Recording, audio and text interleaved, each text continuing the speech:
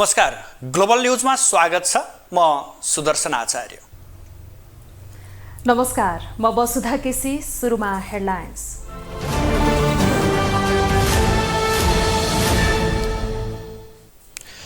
राष्ट्रपति चयनमा दलहरूलाई सकस, नेताहरूको दौडधुप बढ्यो। पुरानो गठबन्धन बिउताउने अन्तिम कसरतमा दाहाल र नेपाल। जनयुद्ध दिवसलाई राष्ट्रिय दिवसको रूपमा मनाएको प्रति एमाले अध्यक्ष ओली असन्तुष्ट। प्रचण्डमा अझै युद्धको मोह रहेको टिप्पणी। कलङ्की महाराजगञ्ज सडक विस्तार छिट्टै सम्पन्न हुने भौतिक पूर्वाधार मन्त्रीको दाबी। विद्युत प्राधिकरणका कारण कुनै समस्या नआउने कार्यकारी निर्देशकको प्रतिक्रिया। बुधबार बढेको शेयर बजारमा पुनः उच्च अङ्कले गिरावट। राष्ट्र बैंकको नयाँ नियमन व्यवस्थाले 37 लघुवित्तको शेयरमा ऋणात्मक सर्किट। र आइसिसी विश्वकप लिग 2 त्रिदेशीय सिरिजमा विजेतालाई सरकारले सम्मान गर्यो। टोलीका सदस्यलाई जनही 2 लाख रुपैयाँ दिने निर्णय।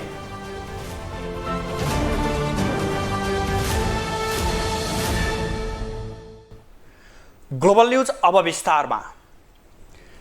फागुन 25 गते हुने राष्ट्रपतिको निर्वाचनका लागि मनोनयन दर्ताको समय नजिकिएका बेला उम्मेदवार छनौटका लागि राजनीतिक दलका नेताहरूको व्यस्तता बढेको छ। राष्ट्रपति चुनावकै कारण एमाले र माओवादी सहितको 7 दलीय गठबन्धन भत्किने र काङ्ग्रेस माओवादी सहितको पुरानो गठबन्धन बिउतिने विश्लेषण समेत सुरु भएको छ। तर सत्ता साझेदार दोस्रो ठुलो दल नेकपा माओवादी केन्द्रले भने पुरानो गठबन्धन बिउताउने निर्णय भइ नसकेको बताएको छ। राष्ट्रपति चुनावका कारण वर्तमान सत्ता गठबन्धन भत्किने विश्लेषण भइरहेका बेला नेकपा माओवादी केन्द्रका नेताहरूले भने अहिले नै पुरानो गठबन्धन बिउताउने निर्णय नभइसकेको बताएका छन्। एमाले माओवादी सहितको अहिलेको गठबन्धन भत्किने र काङ्ग्रेस माओवादी र एकीकृत समाजवादी सहितको पुरानो गठबन्धन बिउतने चर्चा चलेका बेला बिहिबार प्रधानमन्त्री पुष्पकमल दाहाल र नेकपा एकीकृत समाजवादीका अध्यक्ष माधव कुमार नेपाल बीच भेटवार्ता भएको छ। सिंहदरबार स्थित माओवादी केन्द्र संसदीय दलको कार्यालयमा भएको छलफल निष्कर्षमा भने पुग्न सकेन। बैठकपछि प्रधानमन्त्री दाहालले काङ्ग्रेस र एकीकृत समाजवादी सहितको पुरानो गठबन्धन बिउताउने विषयमा फाइनल निर्णय नभएको प्रतिक्रिया दिए। भइहाल्छ नि, 13 गते त टुकिहाल्छ नि। तैपनि अब पुरानो गठबन्धन बिउतिन लागेको होइन, अहिले फाइनल छैन। यता नेकपा एकीकृत समाजवादीका अध्यक्ष माधव कुमार नेपालले पनि राष्ट्रपतिबारे विभिन्न विकल्पमा छलफल भइरहे पनि निष्कर्षमा भने पुग्न नसकेको बताएका छन्। शुक्रबारसम्ममा टुङ्गोमा पुग्ने बताउँदै उनले आफूहरू देशको हित हुने विकल्पमा जाने दाबी गरे। कुराकानी चलिरहेछ, हुन्छ अब आज भोलिमा त भइहाल्छ। कसले पाउने, कुन व्यक्तिले पाउने, कुन पार्टीले पाउने भन्नुभन्दा पनि कसरी यो देशको समस्यालाई हामीले सम्बोधन गर्ने भन्ने कुरा।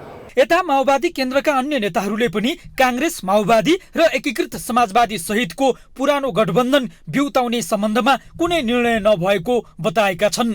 उपप्रधानमन्त्री समेत रहेका माओवादी उपाध्यक्ष नारायण काजी श्रेष्ठले काङ्ग्रेस सहितको पुरानो गठबन्धनलाई बिउताउने विषय टुङ्गोमा पुगी नसकेको बताए। केही सहमति भइसकेको छैन होइन, हामीले अरू शक्तिहरूसँग पनि छलफल जारी राखेकै छौँ। त्यसो त हाम्रो अध्यक्ष कमरेड नेकपा एमालेको अध्यक्ष कमरेड लगातार छलफलमा हुनुहुन्छ, त्यहाँ पनि पुगिसकेको स्थिति छैन। र हामीले नेपाली काङ्ग्रेससँग हिजो कुराकानी गरेका हौँ, तर नेकपा एकीकृत समाजवादी र जनता समाजवादी पार्टीको सँग पनि छलफल गर्नुपर्छ भनेर त्यही बैठकमा भनेका छौँ। माओवादी केन्द्रका महासचिव देव गुरुङले पनि राष्ट्रपति निर्वाचनमा राष्ट्रिय सहमति जुटाउने प्रयास जारी रहेको तर पुरानो गठबन्धन बिउताउने विषयमा अन्तिम निर्णय नभइसकेको बताएका छन्। राष्ट्रपतिको सन्दर्भमा साझा मान्यता कायम राखेर सबैको बिचमा आपसी सहमतिको आधारमा अगाडि बढौँ।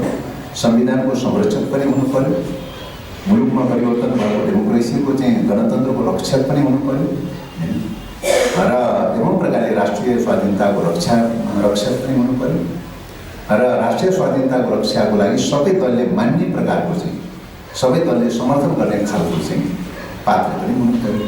फागुन 25 गते हुने राष्ट्रपतिको चुनावका लागि 13 गते मनोनयन दर्ताको कार्यक्रम छ। मनोनयन दर्ताको समय नजिकै जाँदा राजनैतिक दलहरूको दौडधुप बढेको हो।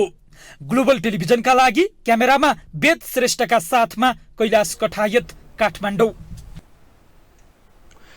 जनता समाजवादी पार्टी नेपालका अध्यक्ष उपेन्द्र यादवले आफ्नो पार्टीलाई उपराष्ट्रपति दिन नेकपा माओवादी केन्द्र सकारात्मक भएको बताउनु भएको छ। सिंहदरबार स्थित माओवादी केन्द्रको संसदीय दलमा नेकपा माओवादी केन्द्रका अध्यक्ष तथा प्रधानमन्त्री पुष्पकमल दाहालसँगको छलफलपछि सञ्चारकर्मीलाई प्रतिक्रिया दिँदै उहाँले यस्तो उल्लेख गर्नुभएको हो। छलफलका क्रममा आफूले राष्ट्रपति उपराष्ट्रपतिको निर्वाचन तथा सरकारको विषयमा धारणा राखेको उहाँले बताउनुभयो। प्रधानमन्त्री दाहाल जसपालाई उपराष्ट्रपति दिन सकारात्मक भएको समेत अध्यक्ष यादवको भनाइ छ। साथै उहाँले आगामी दिनमा सरकारको विषयमा पनि छलफल हुने समेत उल्लेख गर्नुभयो। हामीले आफ्ना धारणा राख्ने काम त्यसमा के रह्यो माओवादी? अब माओवादी अत्यन्त सकारात्मक हुनुहुन्छ। भनेको जसपालाई उपराष्ट्रपति दिन माओवादी सकारात्मक त्यहाँ उहाँ सकारात्मक भएको मैले पाएको छु। अध्यक्ष यादवले प्रधानमन्त्री दाहालले जुनसुकै काम गर्दा पनि नेपाली काङ्ग्रेसलाई सहमतिमा लिएर जान चाहेको धारणा व्यक्त गर्नुभएको समेत उल्लेख गर्नुभयो। दाहालले आगामी दिनमा काङ्ग्रेससँग सहकार्य गर्नुपर्नेमा जोड दिनुभएको उहाँको भनाइ थियो। सत्ता साझेदार दल नेकपा माओवादी केन्द्र र नेकपा एमालेको सम्बन्धमा खटपट देखिएसँगै एमाले अध्यक्ष केपी शर्मा ओलीले प्रधानमन्त्री पुष्पकमल दाहालमाथि कटाक्ष गर्न थाल्नु भएको छ। राष्ट्रपति चुनावका कारण गठबन्धन भत्किने खतरा बढिरहेकै बेला ओलीले माओवादी केन्द्रका अध्यक्ष समेत रहेका प्रधानमन्त्री दाहाल विरुद्ध फायर खोल्नु भएको हो। प्रधानमन्त्री दाहालले फागुन 1 गते दिएको सार्वजनिक विदाको चर्को आलोचना गर्दै ओलीले जनयुद्ध दिवसलाई हिंसा दिवसको रूपको संज्ञा समेत दिन भ्याउनु भयो। प्रधानमन्त्री तथा नेकपा माओवादी केन्द्रका अध्यक्ष पुष्पकमल दाहाल र नेकपा एमालेका अध्यक्ष केपी शर्मा ओलीको राजनीतिक सम्बन्ध ठिकठाक चलिरहेको छैन। पुस 10 गतेको राजनीतिक समीकरणपछि ओलीसँग नजिकिएका प्रचण्ड राष्ट्रपतिको चुनावका कारण टाढिन थालेका छन्। ओलीले कहिले बालकोट बोलाएर त कहिले बालुवाटार पुगेर प्रचण्डलाई फकाइरहेका छन्। तर राष्ट्रपति निर्वाचनलाई लिएर काङ्ग्रेससँग नजिकिन थालेपछि प्रचण्ड विरुद्ध ओलीले आक्रोश पोख्न थालेका छन्। बिहिबार काठमाडौँमा भएको एक कार्यक्रममा प्रचण्डमाथिको ओलीको आक्रोश छताछुल्लो पोखियो। प्रधानमन्त्री प्रचण्डले फागुन 1 गते सार्वजनिक विदासहित धुमधामसँग मनाएको जनयुद्ध दिवसलाई ओलीले हिंसा दिवसको संज्ञा दिएका छन्। अहिलेकै सरकारले पनि हिंसा दिवसलाई राष्ट्रिय दिवस भनेर मनाएर त्यसलाई फेरिदेखि राष्ट्रिय दिवस मनाउने भनेर क्यालेन्डरमा राख्ने समेत दुःखद निर्णय गर्यो। त्यसले हिंसाको मानसिकता, हिंसाप्रति गर्व गर्ने प्रवृत्ति नछुटेको देखिन्छ, जुन कुरो चाहिँ सही होइन। प्रधानमन्त्री प्रचण्डले 10 वर्षीय सशस्त्र सङ्घर्षको सुरुवात भएको दिन फागुन 1 गतेलाई राष्ट्रिय दिवस घोषणा गर्दै सार्वजनिक विदा दिएपछि चौतर्फी विरोध भएको थियो। सत्तामै रहेका दलहरूले समेत प्रधानमन्त्री प्रचण्डको निर्णयको चर्को आलोचना गरेका थिए। स्वयं एमालेका नेताहरूले समेत जनयुद्ध दिवसमा दिइएको सार्वजनिक विदालाई अनावश्यक भनेका थिए। तर त्यति बेला एमाले अध्यक्ष ओली केही बोलेनन्। तर अहिले सार्वजनिक मञ्चबाटै ओलीले जनयुद्ध दिवसलाई हिंसा दिवस भनेपछि माओवादी नेताहरू आक्रोशित बनेका छन्। राजा महाराजाहरू नाति जर्नेलहरू चाहिँ तपाईँको चाहिँ भाङ खाएका जस्ता राजकुमारहरूको जन्मदिन धुमधामसँग बाजा बजाएर गर्न हुने, यत्रो राजनीति परिवर्तनको चाहिँ आन्दोलनको नेतृत्व गरेको जनयुद्धको दिवसको चाहिँ सार्वजनिक विदा दिँदा यति ठुलो आलोचना गर्ने दृष्टिकोण चाहिँ मेरो विचारमा अग्रगामी दृष्टिकोण होइन। नेपाली राजनीतिमा ओली र प्रचण्डको सम्बन्ध मित्रतामा भन्दा बढी एकअर्का विरुद्ध तिक्तता पोख्दैमा बितेको छ। सत्ता स्वार्थका लागि केही समय मिल्ने तर स्वार्थपूर्ति नहुँदा अधिकांश समय एकअर्काको उछितो काट्ने प्रचण्ड र ओलीको बानी छ। सत्ताका लागि पुस 10 मा बनेको समीकरणले केही समय सम्बन्ध सुध्रिए पनि राष्ट्रपति चयनमा देखिएको असन्तुष्टिले ओली र प्रचण्ड अहिले भने वाक युद्धमा उत्रिन थालेका हुन्। एमाले अध्यक्ष ओलीलाई बालकोटको बारदलीमा पुर्याएर ठूलो काम गरेको दावी गरेका प्रचण्डले 2 महिना अघि भने त्यही बारदलीमै पुगेर सरकार बनाउने सहमति गरेका थिए र दुई नेता सँगै सुन्तला खाएर मिलेको सन्देश समेत दिएका थिए। तर राष्ट्रपति चुनावसम्म आउँदा भने दुई नेता फेरि 2 महिना अघिकै अवस्थामा पुग्न सक्ने सम्भावना बढेको छ। ग्लोबल टेलिभिजनका लागि क्यामेरामा सञ्जय खड्काका साथमा कैलाश कठायत, काठमाडौँ। प्रतिनिधि सभामा 10 सांसदको नेतृत्व गरिरहेका नेकपा एकीकृत समाजवादीका अध्यक्ष माधव कुमार नेपाल राष्ट्रपति निर्वाचनका लागि निर्णायक भूमिकामा देखिएका छन्। एमाले अध्यक्ष केपी शर्मा ओलीले राष्ट्रपतिको अफर गरेका बेला अध्यक्ष नेपाल भने प्रधानमन्त्री प्रचण्ड र कांग्रेस सभापति शेरबहादुर देउवासँग पावर शेयरिङको बार्गेनिङमा लागेका छन्। कांग्रेस माओवादी सहितको पुरानो गठबन्धन भत्किएपछि राजनीतिको किनारामा पुगेका नेकपा एकीकृत समाजवादीका अध्यक्ष माधव कुमार नेपाल राष्ट्रपतिको चुनावले शक्तिमा फर्केका छन्। राष्ट्रपतिको चुनावका लागि नेपाललाई आफ्नो पक्षमा पार्न नेपाली कांग्रेस र नेकपा एमालेको तानातान छ। एमाले अध्यक्ष केपी शर्मा ओलीले त उनलाई राष्ट्रपतिको अफर नै गरेका छन्। यता कांग्रेस सभापति शेरबहादुर देउवा भने चुनावी प्रधानमन्त्रीको ललिपप देखाइरहेका छन्। प्रधानमन्त्री तथा नेकपा माओवादी केन्द्रका अध्यक्ष पुष्पकमल दाहाल भने आफू जता गयो नेपाललाई उतै लैजाने रणनीतिमा छन्। मंसिर 4 गतेको चुनावको कमजोर नतिजा र त्यसपछि बनेको सत्ताको नयाँ समीकरणले राजनीतिको किनारामा पुगेका माधव राष्ट्रपतिको चुनावका कारण देउवा, ओली र प्रचण्डको तानातानले शक्तिमा फर्केका हुन्। शक्ति बढेपछि माधवले घुमाउरो पारामा राष्ट्रपतिमा दावी गर्दै पावर शेयरिङमा भाग खोजेका छन्। उनको पार्टी नेकपा एकीकृत समाजवादीले समेत राष्ट्रपतिका लागि विचार मिल्ने दलहरूसँग छलफल गर्ने निर्णय नै गरिसकेको छ। यो प्रतिगामी हरकतहरू बढिरहेको यो सन्दर्भलाई मध्यनजर गर्दै हाम्रो पार्टीले देशका सबै अग्रगमन पक्षधर राजनीतिक शक्तिहरूसँग छलफल अगाडि बढाउने, परामर्श गर्ने र समग्र रूपमा लोकतन्त्रवादीहरूलाई एक ठाउँमा जुटाउने कुराको सुरुवात गर्नेछ। खास गरी एमाले अध्यक्ष ओलीले राष्ट्रपतिको प्रस्ताव गरेपछि नेपालको बार्गेनिङ पावर बढेको हो। ओलीले पार्टी एकता गर्ने शर्तमा नेपाललाई राष्ट्रपतिको प्रस्ताव गरेको राजनीतिक वृत्तमा चर्चा छ। ओलीको प्रस्तावलाई माधवले स्वीकार भने गरेका छैनन्। बरु ओलीको प्रस्तावलाई देखाएर देउवा र प्रचण्डसँग सत्ताको बार्गेनिङ गरिरहेका छन्। उनी एमालेसँग पनि निरन्तर संवादमा छन्। बिहिबार मात्र उनले एमालेका वरिष्ठ उपाध्यक्ष ईश्वर पोखरेलसँग भेटवार्ता गरेका छन्। कांग्रेस माओवादीसँग पनि निरन्तर संवादमा रहेका नेपाल अबको राजनीति र सत्ता समीकरणका लागि अनेक विकल्पमा छलफल भइरहेको बताउँछन्। राष्ट्रपतिको विषयमा के छ तपाईको? होइन, मेरो मात्रै होइन, कसरी देशको राजनीतिलाई समग्र पुरानो गठबन्धन बिउताउने कुराहरू भइरहेछन्, के छ? अनेक अप्सन्सहरू छन् हाम्रा सामुमा। ती अप्सन्सहरूमध्ये बेस्ट अप्सन के हुन्छ, जुन अप्सनले देशको राजनीतिलाई ठिक दिशामा लान सक्छ र देशको चाहिँ अब संविधानलाई जोगाउन, राष्ट्रियतालाई बचाउन भूमिका खेल्छ। 2078 सालमा एमाले फुटाएर एकीकृत समाजवादी पार्टीको स्थापना गरेका नेपालले गत मंसिर 4 को चुनावमा अपेक्षित सफलता भने पाउन सकेनन्। माओवादी र कांग्रेससँगको गठबन्धनले प्रत्यक्षतर्फ 10 सिट जिते पनि समानुपातिक तर्फ थ्रेसहोल्ड कटाउन सकेनन्। एमाले फुटाउँदा काँध थापेका प्रचण्ड पुस 10 गते एमालेसँग सहमतिपछि प्रधानमन्त्री बनेपछि माधवको अबको बाटो के होला भन्ने आम चासो थियो। पार्टीभित्र र बाहिर चौतर्फी दबावमा परेका उनी सत्तामा गएनन्, बरु प्रतिपक्षमा बसेर कांग्रेस पथमै अल्मलिए। त्यति बेला प्रचण्ड र ओलीको सम्बन्ध ठिकठाक थियो। त्यति बेला माधवलाई न प्रचण्डले सम्झे न ओलीले टेरे। तर अहिले राष्ट्रपति चुनावका कारण उत्पन्न राजनीतिक परिस्थितिले सत्ता गुमाउनु पर्ने खतरा बढेपछि ओलीले माधवलाई फकाइरहेका छन्। देउवा र प्रचण्ड पनि माधवको साथ खोजिरहेका छन्। ग्लोबल टेलिभिजनका लागि क्यामेरामा गणेश पूर्व छाने मगरका साथमा कैलाश कठायत, काठमाडौँ। नेकपा एमालेका अध्यक्ष एवं पूर्व प्रधानमन्त्री केपी शर्मा ओलीको आज 72औं जन्मदिन। अघिल्ला जन्मदिनमा जस्तै राजनैतिक हलचल हुने अर्को संकेत।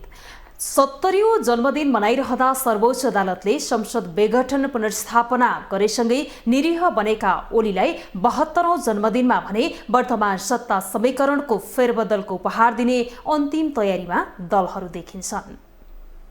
बिहिबार नेकपा एमालेका अध्यक्ष एवं पूर्व प्रधानमन्त्री केपी शर्मा ओलीको 72औं जन्मदिन। अन्य राजनीतिक दलका शीर्ष नेताहरूले भन्दा ओलीले विशेष महत्त्व दिएर जन्मदिन मनाउने गर्दछन्। यस अघिका जन्मदिनलाई नै हेर्ने हो भने कहिले जन्मघर तेह्रथुमको अठराई पुगेर मनाएका छन् भने कहिले बालाई बालकोटमा बोलाएर साङ्गीतिक कार्यक्रम सहित जन्मदिन मनाएका छन्। यति मात्रै होइन, उनको जन्मदिनमा राजनीतिक वृत्तमा पनि केही न केही घटनाक्रम घटेको विगत छ। तेह्रथुमको अठराईमा आफ्नो 69औं जन्मदिन मनाएका ओलीले त्यहाँ नेपालको नक्सा अङ्कित केक काट्दा र हेलिकप्टर प्रयोग गर्दा 1,50,00,000 बढी खर्च भएको भन्दै निकै आलोचना भएको थियो भने 70औं जन्मदिन मनाइरहँदा सर्वोच्च अदालतले संसद विघटन पुनर्स्थापना गरेको थियो। 71औं जन्मदिन मनाइरहँदा ओली सत्ता बाहिर पुगेका थिए भने पुनर्स्थापित एमाले पनि सग्लो थिएन। त्यही पीडामा पनि बालकोटमा ओलीले साङ्गीतिक कार्यक्रम राखेर जन्मदिन मनाएका थिए। बिहिबार 72औं जन्मदिन मनाइरहेका ओलीलाई यो जन्मदिनले पनि शुभ सङ्केत दिएको छैन। काङ्ग्रेस गठबन्धन भत्काएर माओवादी अध्यक्ष प्रचण्डलाई प्रधानमन्त्री बनाएका ओलीले त्यसको 2 महिनामै धोका पाउँदैछन्। यानकि प्रचण्डले ओलीको जन्मदिनकै दिन सहकार्य तोड्ने सङ्केत देखाएका छन् र पुरानै गठबन्धन बिउताउने अन्तिम कसरत हुँदैछ। खास गरी राष्ट्रपतिको पद र गत पुस 10 गते भएको सहमतिलाई प्रचण्डले तोड्दै स्थानीय, प्रदेश र सङ्घको निर्वाचनमा सँगै हिँडेका दलहरूसँग सहकार्य गर्ने निर्णयमा पुगेसँगै जन्मदिनकै दिन ओलीलाई अर्को राजनीतिक घाउ लाग्ने स्पष्ट सङ्केत देखिएको छ। बुधबार बिहान भएको ओली प्रचण्डको भेटमा प्रधानमन्त्रीमा माधव नेपालको नाम अगाडि सारेपछि थप विकसित भएको राजनीतिले त्यस यता अनेक शङ्का पैदा गरिदिएको छ भने देउबा नेतृत्वको गठबन्धन बिउताउने अन्तिम कसरतमा काङ्ग्रेस, माओवादी, नेकपा एकीकृत समाजवादी, जसपा र जनमोर्चा लागिरहेका छन्। जुन कुराले बालकोट र एमाले वृत्तमा अर्को हलचल नै आएको छ भने ओलीले काठमाडौँमा आयोजित एक सार्वजनिक कार्यक्रममा प्रचण्ड र अर्थहीन जनयुद्ध दिवस भन्दै दिएको अभिव्यक्तिले पनि थप मलजल गरेको छ। यसो भनिरहँदा पुस 10 गते मध्य दिनसम्म देउबा गठबन्धन 2 घण्टामै भत्काउन सफल ओलीले पनि रणनीति नबुनेका छैनन् भन्ने पक्कै होइन। किनकि एमाले भित्र ओली सर्वेसर्वा हुन् र उनको मगजले गरेका निर्णयमा एमालेको सिङ्गो पङ्क्ति नै निरीह भएर समर्थन गर्न बाध्य छ। चौतर्फी घेराबन्दीमा रहेकै बेला भातृ सङ्गठन युवा सङ्घले भने ओली कप फुटबल आयोजना गरेर पोलिरहेको ओलीको राजनीतिक घाउमा मल्हाम लगाउने प्रयास गरेको छ। यद्यपि 2008 सालमा जन्मिएका ओलीले नेपाली राजनीतिमा हक्की स्वभावका नेताको छवि बनाएका छन्। ठट्यौली र उखान टुक्काले विपक्षीलाई समेत कटाक्ष गर्ने उनको अभिव्यक्ति र भाषणको प्रभावले गैर एमाले कार्यकर्ताले पनि उनलाई मन पराउने गर्दछन्। जस्तोसुकै कठिन परिस्थितिलाई पनि अनुहारमा नझल्काएर नै सामना गर्ने चतुर खेलाडीका रूपमा चित्रित ओलीलाई पाको उमेरका व्यक्तिदेखि युवा र बच्चाहरूले केपी बा भनेर सम्बोधन गर्छन् भने पार्टीका नेता कार्यकर्ताले त केपी बा भनेर पगरी नै भिराइदिएका छन्। ग्लोबल टेलिभिजन एचडीका लागि सुदर्शन आचार्यको रिपोर्ट। ग्लोबल न्युजमा अब एकैछिन ब्रेक।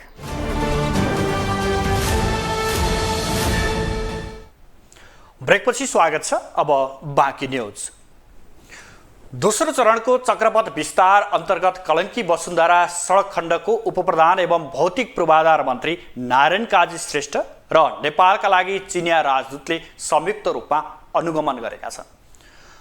उनीहरूका अलावा काठमाडौँका मेयर बालेन्द्र शाह र नेपाल विद्युत प्राधिकरणका कार्यकारी निर्देशक कुलमान घिसिङले समेत सडकको अनुगमन गरे। यसअघि 3 वर्ष चीनकै कारण काम सुरु हुन नसकेका बेला अहिले भने चिनिया राजदूत नै सडकमा अनुगमनमा पुगेका हुन्। बिहिबार उपप्रधान तथा भौतिक पूर्वाधार मन्त्री नारायण काजी श्रेष्ठ जम्बो टिम लिएर कलङ्की वसुन्धरा चक्रपथ विस्तार सडक खण्ड निरीक्षण गर्न निस्किए। उनीसँगै नेपालका लागि चिनिया राजदूत छनसङ, काठमाडौँ महानगरपालिकाका मेयर बालेन्द्र शाह, नेपाल विद्युत प्राधिकरणका कार्यकारी निर्देशक कुलमान घिसिङ सहितको टोलीले कलङ्की वसुन्धरा सडक खण्डको निरीक्षण तथा अवलोकन गरेका हुन्। पछिल्लो 3 वर्षदेखि चक्रपथ विस्तार नहुँदा पुनः चक्रपथ विस्तार नहुनेमा शंका उत्पन्न भइरहेका बेला यस किसिमको उच्च स्तरीय निरीक्षण र अवलोकनले भने आशा जगाएको छ। अवलोकनपछि मन्त्री श्रेष्ठले दोस्रो खण्डको चक्रपथ विस्तार अब चाँडै सुरु हुने दावी गरे। उनले कलङ्कीदेखि कोटेश्वरसम्मको काम सम्पन्न भइसकेको र कलङ्कीदेखि महाराजगञ्जसम्मको सडक पनि अब चाँडै काम सुरु गर्ने सहमति चीन सरकारसँग भएको बताएका छन्। अब हामी छिटै यो सुरु गर्ने दिशातिर छौँ र खुसीको कुरा हो कि चीनको तर्फबाट महामहिम राजदूतले छिटै अब हामी यो सुरु गर्छौँ। जहाँ जहाँ हामीले यो समस्या समाधान गरिदिनुपर्छ काम सुरु गर्नुभन्दा अगाडि भनेका छौँ र सरकारले एकदम तदारुकता साथ त्यो चाहिँ हल गरेको देखिएको छ। अब हामी चाहिँ छिटै काम सुरु गर्छौँ भन्नुभएको छ। यसअघि चक्रपथ विस्तारमा बिजुलीका पोल र सडक छेउमा रहेका मन्दिरहरूले समस्या सिर्जना गरेको बताइँदै आएको थियो। त्यसका अलावा स्वयम्भूनाथमा पुरातात्विक संरचना भत्काउने या नभत्काउने भन्नेमा सहमति हुन सकेको थिएन। अब भने त्यहाँ संरचना नभत्काइने र त्यहाँको सडक डिजाइन परिवर्तन गर्ने सहमति जुटेको दावी गरिएको छ। त्यस्तै विद्युत प्राधिकरणले विद्युतका पोल समयमै नहटाउँदा समेत चक्रपथ विस्तारमा समस्या उत्पन्न भएको थियो। निरीक्षणमा सँगै सहभागी भएका नेपाल विद्युत प्राधिकरणका कार्यकारी निर्देशक कुलमान घिसिङले प्राधिकरणको कारण कुनै पनि ठाउँमा चक्रपथ विस्तारमा समस्या नरहेको स्पष्ट पारे। रिङ रोड विस्तारमा हाम्रो पोल सार्नुपर्ने काम चाहिँ हामीले सकाइसकेका छौँ। 1-2 ठाउँ रोडकै लेभल मिलाउनु पर्ने हुनाले 10-15वटा पोल सार्न बाँकी रहेछ। त्यो हामीलाई 10-15 दिन मात्रै लाग्छ। हाम्रो कारणले विद्युत प्राधिकरणको पोलको कारणले कुनै पनि ठाउँमा यो रिङ रोड विस्तारको लागि समस्या छैन। काठमाडौँ चक्रपथ विस्तारको कलङ्कीदेखि वसुन्धरासम्म 8.2 किलोमिटरको दोस्रो चरणमा कार्य सुरु हुन लागेको हो, जस अन्तर्गत रहेका करिब 300 बिजुलीका पोलहरू हटाइसकेको र अब 22वटा पोलहरू मात्रै रहेकोले सडक विस्तारका लागि कुनै समस्या नभएको र सडक छेउमा रहेका 19वटा मन्दिरहरूमा गङ्गौमा रहेको मन्दिर बाहेक अन्य सबै मन्दिरहरू हटाइसकिएको बताइएको छ। साथै त्यस्ता किसिमका विभिन्न वस्तुहरूलाई स्थानान्तरण गरिसकेको चक्रपथ सुधार योजनाकी योजना प्रमुख सजना अधिकारीको भनाइ छ। अन्य संरचनाहरू पनि रुखहरू, चौतारो लगायत अन्य अस्थायी संरचनाहरू पनि हामीले हटाइसकेका छौँ। अब चाहिँ लगभग क्लियर जस्तो नै छ। यता सर्वसाधारण भने सरकारको लाचारीपनले चक्रपथ विस्तारमा ढिलाइ भएको बताउँछन्। चक्रपथ विस्तारमा भइरहेको ढिलाइलाई चाहिँ एउटा चाहिँ सरकारको चाहिँ लाचारीपन भन्छु म, किनकि सरकार सधैँ सत्ताको खेलमा र भागभण्डामा लागिरहेको, देशले चाहिँ एउटा गुटबन्दीको राजनीति गरिरहेको र नेताहरू चाहिँ पदलोलुप भइरहेको कारणले गर्दा चाहिँ यो चाहिँ चरम लाचारीपन, विकास निर्माणमा ढिलाइ, सुस्तता भइरहेको मेरो ठम्याइ छ। मुलुकमा राष्ट्रपति चुनावको विषयले चर्चा पाइरहँदा चिनिया राजदूत एकाएक कलङ्की पुगेर 3 वर्षदेखि अलपत्र परेको दोस्रो चरणको चक्रपथ विस्तारमा निक्लिएपछि अर्थपूर्ण ढङ्गले हेरिएको छ। राष्ट्रपति चुनाव नजिकिएका बेला चीन र भारत मात्रै होइन अमेरिकी उच्च अधिकारीको नेपाल भ्रमण भइरहेको र केही दिन अघि मात्रै राजदूत बनेर नेपाल आएका चिनिया राजदूतको सक्रियतालाई अर्थपूर्ण ढोगमा हेरिएको छ। यसअघि कूटनीतिज्ञले राजनीतिक भेटवार्ता गर्ने गरेको भए पनि चिनिया राजदूतले भने विकास आयोजनामा चासो राख्न सुरु गरेका छन्। ग्लोबल टेलिभिजन एचडीका लागि क्यामेरामा गणेश पूर्व छाने मगरका साथमा विनोद विक्रम भण्डारी, काठमाडौँ। अब ग्लोबल भाइस।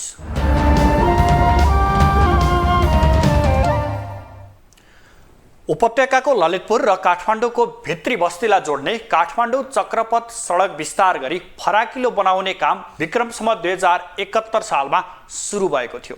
यसबीचमा पहिलो चरण अन्तर्गतको कोटेश्वर कलङ्की सडक विस्तार सम्पन्न भएको छ भने दोस्रो चरणको कलङ्की महाराजगञ्ज चाबहिल सडक विस्तार गर्ने काम भइरहेको छ।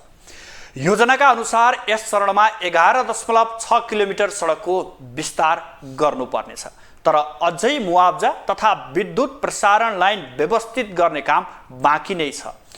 आयोजनाको काम गर्ने तरिका कोछुवाको गतिमा छ र चक्रपथ विस्तारको काम सक्न अझै वर्षौँ लाग्ने निश्चित छ। यसै सन्दर्भमा आजको ग्लोबल भोइसमा हामीले सर्वसाधारणलाई सोधेका छौँ, चक्रपथ विस्तारमा भएको ढिलाइलाई के भन्नुहुन्छ? चक्रपथ विस्तारमा भइरहेको ढिलाइलाई चाहिँ एउटा चाहिँ सरकारको चाहिँ लाचारीपन भन्छु म, किनकि सरकार सधैँ सत्ताको खेलमा र भागभण्डामा लागिरहेको, देशले चाहिँ एउटा गुटबन्दीको राजनीति गरिरहेको र नेताहरू चाहिँ पदलोलुप भइरहेको कारणले गर्दा चाहिँ यो चाहिँ चरम लाचारीपन, विकास निर्माणमा ढिलाइ, सुस्तता भइरहेको मेरो ठम्याइ छ। हो, यो राज्यको काम गर्ने तौर तरिका चक्रपथ मात्रै नभएर राज्यका धेरैजसो त्यस्ता आयोजनाहरूले ढिलाइ नै हुने गरेको छ। त्यस अन्तर्गत एउटा चक्रपथ आयोजना पनि परे जस्तो लाग्छ मलाई। तर हिजो भर्खरै अनुगमन गरेर अब छिट्टै यो महिनाभित्रै काम सुरु गर्ने भन्ने खालको कुराले गर्दा केही आशावादी पनि छौँ।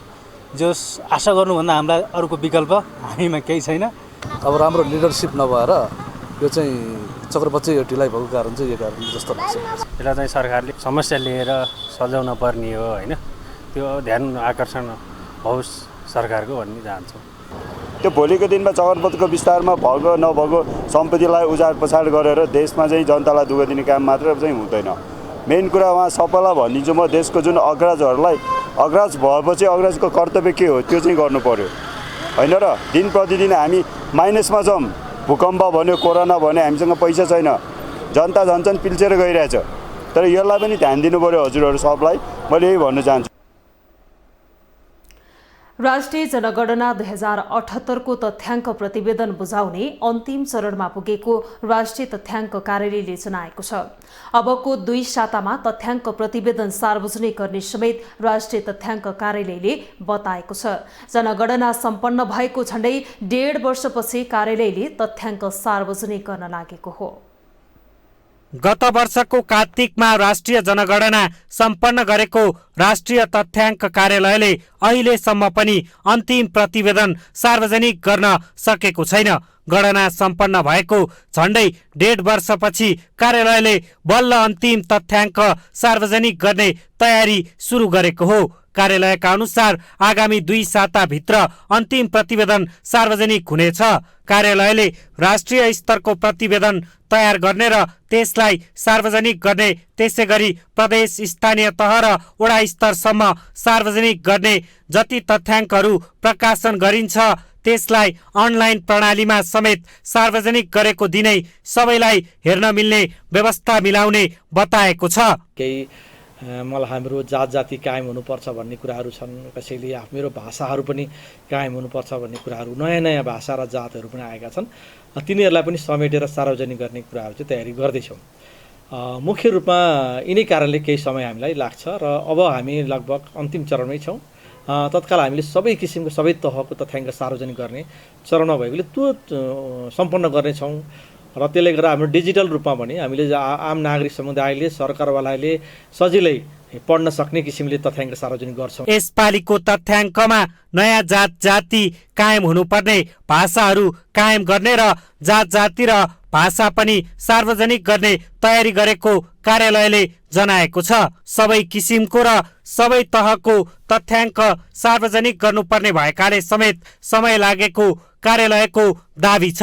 तथ्याङ्क सार्वजनिक गरेपछि मात्रै विषयगत रूपमा विश्लेषण सार्वजनिक हुने र जनसङ्ख्या प्रक्षेपण गर्ने काम त्यसपछिको चरणमा हुने तथ्याङ्क कार्यालयका निर्देशक लामिछानेको भनाइ छ। विगतका अभ्यास भन्दा यसपालिको 12औं श्रृङ्खलामा धेरै फरक रहेको र डिजिटल रूपमा ई सेन्ससको रूपमा र विदेश स्थित दूतावास नियोगहरूमा रहेका कर्मचारीहरूको विवरण पनि यसपालि सङ्कलन गरिएको छ। त्यसले गर्दा यो अलि उच्च स्तरीयको बनाउने र सचिव स्तरको भनौँ न, अहिले प्रमुख तथ्याङ्क अधिकारी अर्थात् चिफ स्ट्याटिस्टिशियन भनेर हाम्रो अन्तर्राष्ट्रिय स्तरमा युएनले रेकमेन्डेसन गरेको एउटा नाम पनि हो, त्यो चिफ स्ट्याटिस्टिशियन। त्यो हैसियतको बनाउने, विदेशी अन्तर्राष्ट्रिय स्तरको हैसियतको बनाउने हिसाबले तथ्याङ्क ऐन जारी भएको छ। यो तथ्याङ्क ऐनले चाहिँ अब तथ्याङ्क क्रियाकलापहरू राष्ट्रिय तथ्याङ्क प्रणालीमा आबद्ध हुनुपर्छ।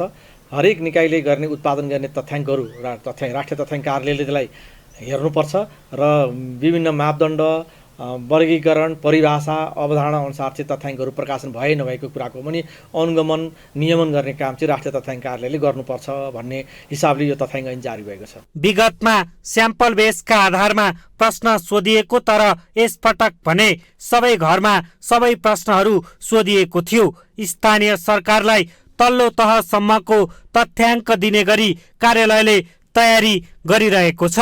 यसअघि तथ्याङ्क ऐन 2015 अनुसार केन्द्रीय तथ्याङ्क विभाग सञ्चालित थियो भने गत असोज 28 गतेदेखि नयाँ तथ्याङ्क ऐन 2079 जारी भएको छ। ग्लोबल टेलिभिजनका लागि क्यामेरामा निर्मल तिमल सिन्हाका साथमा अभिषेक सापकोटा, काठमाडौँ। अब इकोनोमिक न्यूज।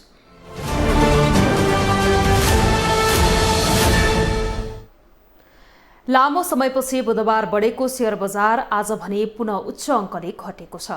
आज शेयर बजार परिसूचक नेप्से 57.74 अङ्कले घटेर 2022.64 बिन्दुमा झरेको छ।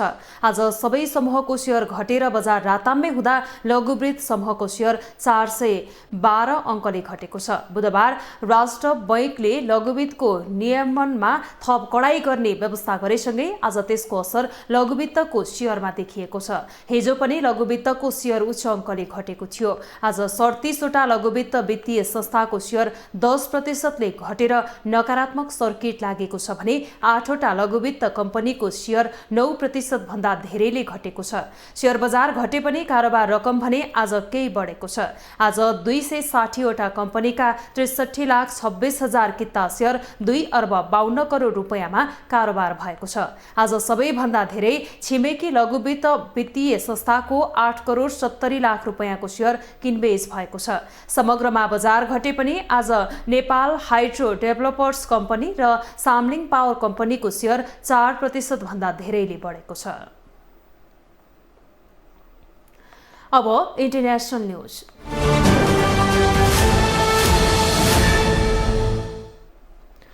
विश्वमा बढिरहेको तापमानले गर्दा अन्टार्कटिकाको हिउँको पत्र तीव्र गतिमा पग्लिँदै गएको छ। अमेरिकाको स्लो एन्ड आइस डेटा सेन्टरको रिपोर्ट अनुसार गत फेब्रुअरी 13 तारिकमा एकै दिन अन्टार्कटिकाको 19,10,000 वर्ग किलोमिटर क्षेत्रफलको हिउँ पग्लिएको छ। पृथ्वीको दक्षिणी ध्रुवमा रहेको हिमच्यादर समेत भनिने अन्टार्कटिका महादेशको 99% भाग हिउँले ढाकेको छ। यो पृथ्वीको सबैभन्दा चिसो ठाउँ पनि हो। अन्टार्कटिका महादेशलाई बरफको निकै मोटो पत्रले ढाकेको छ। तर पछिल्लो समयमा विश्वमा बढिरहेको तापमापनले गर्दा अन्टार्कटिकाको हिउँको पत्र तीव्र गतिमा पग्लिँदै गएको छ। अमेरिकाको स्नो एन्ड आइस डेटा सेन्टरको रिपोर्ट अनुसार गत फेब्रुअरी 13 तारिकमा एकै दिनमा अन्टार्कटिकाको 19,10,000 वर्ग किलोमिटर क्षेत्रफलको हिउँ पग्लिएको छ। अन्टार्कटिकामा एक दिनमै यति धेरै बरफ पग्लिएको यो दोस्रो घटना हो। यसअघि सन् 2021 को फेब्रुअरी 25 मा एकै दिनमा 19,20,000 वर्ग किलोमिटर बरफ पग्लिएको थियो। वैज्ञानिकहरूको अनुसार लगातार दोस्रो वर्ष पनि अन्टार्कटिकामा एकै दिन करिब 20 लाख वर्ग किलोमिटर बरफ पग्लिएर रेकर्ड कायम गरेको छ। सेन्टरको रिपोर्ट अनुसार गत वर्ष फेब्रुअरी 18 देखि मार्च 3 सम्म अन्टार्कटिकामा सबैभन्दा धेरै बरफ पग्लिएमा यो वर्ष पोहोरको रेकर्ड तोडिन सक्छ। वैज्ञानिकहरूका अनुसार अन्टार्कटिकामा बरफ पग्लिने यो घटना निकै अनौठो छ र यसका लागि केवल जलवायु परिवर्तनलाई मात्रै जिम्मेवार ठहराउन सकिँदैन। सन् 1979 देखि स्याटेलाइटको माध्यमबाट अन्टार्कटिकामाथि निगरानी गरिँदै आएको छ। पछिल्लो 40 वर्षको तथ्याङ्कलाई हेर्दा पछिल्ला केही वर्ष यता गर्मीको मौसममा यति धेरै तीव्र गतिमा त्यहाँको बरफ पग्लिएको पाइएको छ। वैज्ञानिकका अनुसार उत्तर ध्रुवीय क्षेत्रमा विश्व उष्णीकरणका कारण तीव्र गतिमा बरफ पग्लिरहेको छ र हरेक दशकमा त्यहाँको 12 देखि 13% बरफ घटिरहेको छ। तथापि अन्टार्कटिकामा गर्मी याममा पग्लिएको हिउँको मात्रा बराबरको नयाँ हिउँ चिसो याममा थपिने गरेको छ। रिपोर्ट अनुसार तातो हावाका कारण बरफ तीव्र रूपमा पग्लिरहेको छ। यो वर्ष हावाको तापक्रम औसत भन्दा 1.5 डिग्री बढिरह्यो। अन्टार्कटिकाको क्षेत्रफल युरोपको क्षेत्रफल भन्दा 40% ठुलो छ। अन्टार्कटिकामा पृथ्वीको 70% ताजा पानी रहेको छ, तथापि सबै बरफको रूपमा रहेको छ। अन्टार्कटिका महादेश 1.42 वर्ग किलोमिटर क्षेत्रफलमा फैलिएको छ। वैज्ञानिकहरूका अनुसार यदि अन्टार्कटिकाको सबै हिउँ पग्लिएमा समुद्रको सतह 200 फिटसम्मले बढ्नेछ। नेसनल जियोग्राफीको एक रिपोर्ट अनुसार अन्टार्कटिका विगत 4 करोड वर्षदेखि हिउँले ढाकिएको छ। करिब 18,000 वर्ष अघि पृथ्वीको 1/3 हिस्सा हिउँले ढाकिएकोमा अहिले केवल 10% भाग मात्र हिउँले ढाकिएको अवस्थामा छ। संयुक्त राष्ट्रसङ्घको एक अध्ययन अनुसार आगामी शताब्दीसम्ममा ध्रुवीय सागरहरूमा रहेको सामुद्रिक बरफ 25% सम्मले घट्नेछ। यसले अन्टार्कटिकामा रहने जीवजन्तुलाई खानेकुराकै समस्या उत्पन्न हुनेछ। ग्लोबल टेलिभिजनको लागि एजेन्सीको सहयोगमा विशाल पुरीको रिपोर्ट। अब स्पोर्ट्स न्यूज।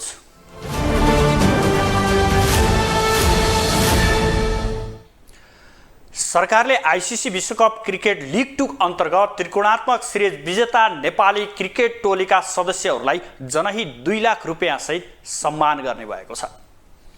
बिहिबार प्रधानमन्त्री निवास बालुवाटारमा नेपाली राष्ट्रिय क्रिकेट टोलीका सदस्यहरूले प्रधानमन्त्री पुष्पकमल दाहाललाई भेटेसँगै प्रधानमन्त्री दाहालले यस्तो बताउनु भएको हो। उहाँले हालै सम्पन्न नामिबिया र स्कटल्यान्डसँगको त्रिकोणात्मक सिरिज जितेका सम्पूर्ण नेपाली क्रिकेट खेलाडीहरूलाई प्रोत्साहन स्वरूप जनही 2 लाख रुपियाँ दिने घोषणा गर्नुभयो।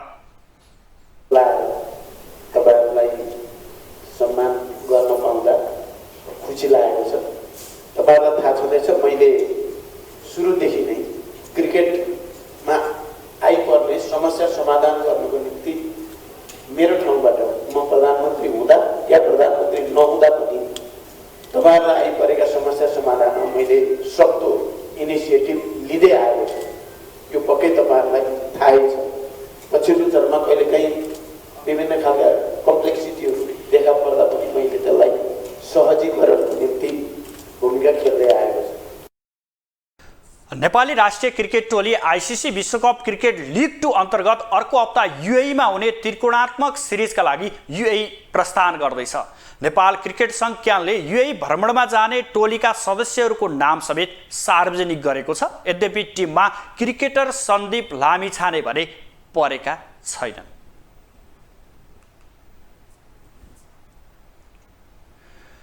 नेपाली राष्ट्रिय क्रिकेट टिमका स्टार बलर सन्दीप लामिछाने चर्चाको शिखरमा छन्। नाबालिग बलात्कारको आरोपमा जेल बसेर धरौटीमा रिहा भएका सन्दीपले पछिल्लो खेलमा देखाएको कौशलताले चारैतिर प्रशंसा पाइरहेको छ। त्रिकोणात्मक सिरिजमा बलिङमा नायक बनेका सन्दीपलाई उनका समर्थकले समेत भव्य साथ दिएका छन्। मैदानमा सन्दीप हुँदा समेत उनका समर्थकको रङ्गशाला नै बाक्लो उपस्थिति हुने गर्दछ। एक रिपोर्ट। यो दृश्य हो नेपाली राष्ट्रिय क्रिकेट टिमका स्टार बलर सन्दीप लामिछानेको समर्थनमा टियु क्रिकेट मैदानमा गुन्जिएको आवाजको। नेपाली राष्ट्रिय क्रिकेट टिमका बलर किङ मानिने सन्दीप लामिछाने नेपाल, स्कटल्यान्ड र नामिबिया बीचको त्रिदेशीय श्रृङ्खला खेल्न जब टियु क्रिकेट मैदानमा उर्लिए तब टियु क्रिकेट मैदान नै केही समय सन्दीपमय बन्यो। जब उनले बलिङ गर्थे र विकेट हात पार्छन् मैदानको दर्शक दीर्घाबाट एउटै आवाज सुनिन्थ्यो, सन्दीप।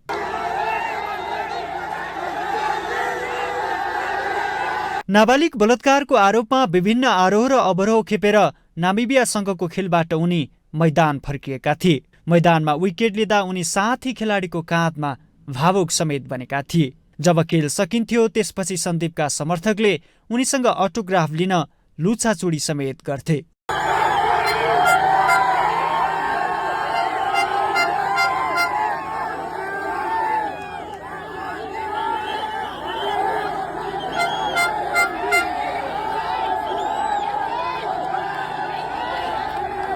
नाबालिग बलात्कारको अभियोगमा 3 महिना कारागार बसेर 20 लाख धरौटीमा छुटेर मैदान फर्किएका सन्दीपलाई हौसला प्रदान गर्न उनको परिवार र उनका समर्थकले मैदानमा कुनै पनि कसुर बाँकी राखेका थिएनन्। जुन हौसलालाई शक्तिमा बदलेका सन्दीपले दर्शकको मन जितेका छन्।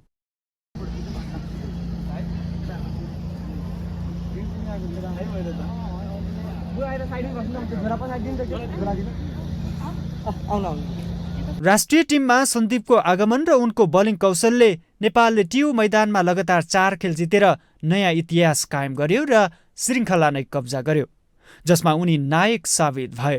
नेपाली क्रिकेटलाई माया गर्ने लाखौं समर्थकको मन जितेका सन्दीप सम्भवतः नेपाली क्रिकेटमा सबैभन्दा बढी फ्यान फलोवर भएका एक खेलाडी हुन्। चितवनको सामान्य परिवारमा जन्मेका सन्दीपले क्रिकेट खेलेर नेपालको नाम विश्व सामु चिनाएका छन्। उनले आफ्नो व्यावसायिक करियरमा विश्व प्रसिद्ध cricket franchise league, IPL, big bash, Caribbean league जस्ता दर्जनौं लिग खेलेर नेपालको नाम विश्व सामु स्थापित गराएका छन्। त्यो आधारले समेत सन्दीपलाई माया गर्नेको कमी छैन। त्यसका अलावा विदेशी खेलाडीले समेत सन्दीपलाई नेपाली क्रिकेटको डायमन्ड भन्ने गरेका छन्। यसअघि पाकिस्तान क्रिकेटका ओपनर मोहम्मद रेजवान सन्दीपलाई भेटेर सान्त्वना दिएका थिए भने बङ्गलादेशमा चलेको बङ्गलादेश प्रिमियर लिगमा समेत सन्दीपका समर्थकले उनको तस्बिर बोकेर हौसला बढाएका थिए, जुन कुराले समेत सन्दीपको क्रेजबारे स्पष्ट पार्छ। ग्लोबल टेलिभिजन एचडीका लागि क्यामेराम्यान निर्मल तिमिल सेनाका साथमा विनोद विक्रम भण्डारी, काठमाडौँ। ग्लोबल न्युजको अन्त्यमा अहिलेसम्मका हेडलाइन्स पुनः एकपटक।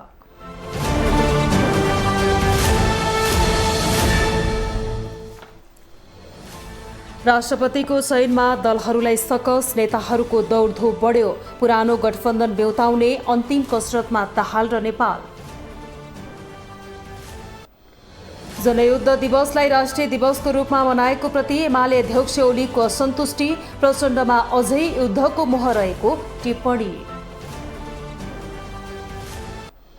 कलङ्की महाराजगञ्ज सडक विस्तार छिटो सम्पन्न हुने भौतिक पूर्वाधार मन्त्रीको दाबी, विद्युत प्राधिकरणका कारण कुनै समस्या नआउने कार्यकारी निर्देशकको प्रतिक्रिया। बुधबार बढेको शेयर बजारमा पुनः उच्च अङ्कले गिरावट, राष्ट्र बैङ्कको नयाँ नियमन व्यवस्थाले 37 लघुवित्तको शेयरमा ऋणात्मक सर्किट।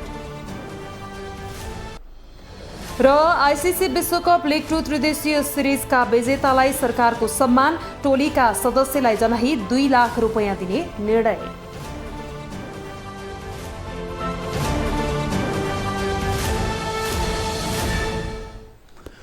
ग्लोबल न्युज अहिलेलाई यति नै। ग्लोबल टेलिभिजन तपाईँ फेसबुक तथा युट्युबमा पनि प्रत्यक्ष हेर्न सक्नुहुनेछ। ग्लोबल टेलिभिजन हेर्दै रहनुहोला। नमस्कार।